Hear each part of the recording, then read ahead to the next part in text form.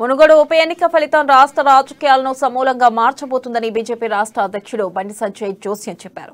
మునుగోడులో బీజేపీ అభ్యర్థి రాజగోపాల్ రెడ్డి గెలుపు ఖాయమని ధీమా వ్యక్తం చేశారు. పోలింగ్ ప్రక్రియను సక్రమంగా నిర్వహించకుండా ఎన్నికల కమిషన్ కూడా తప్పు చేసిందని బండి సంజయ్ ఆరోపించారు.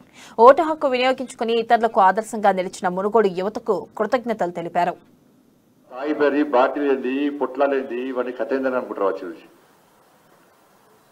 ఆ స్థాయిలో ఇవాళ పూర్తి ఎన్నికల ప్రక్రియనే నాశనం చేసినటువంటి మునుగోడు టీఆర్ఎస్ పార్టీ నాయకులు మొదటి నుంచి కూడా ఎన్నికల సంఘానికి అన్ని విషయాలు ఫిర్యాదు చేస్తున్నాం.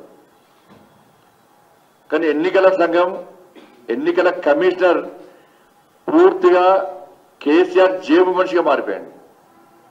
ఆయన ఎందుకు కూడా ఎవరికి అర్థం కాలే, అసలు ఉన్నాడనే అర్థం కాలే ఎవరికి. ఆయన పని ఏంటంటే ఎవరైనా వినతి పత్రాలు తీసుకోవాలి, పేపర్లో ఫోటో వేయించుకోవాలి.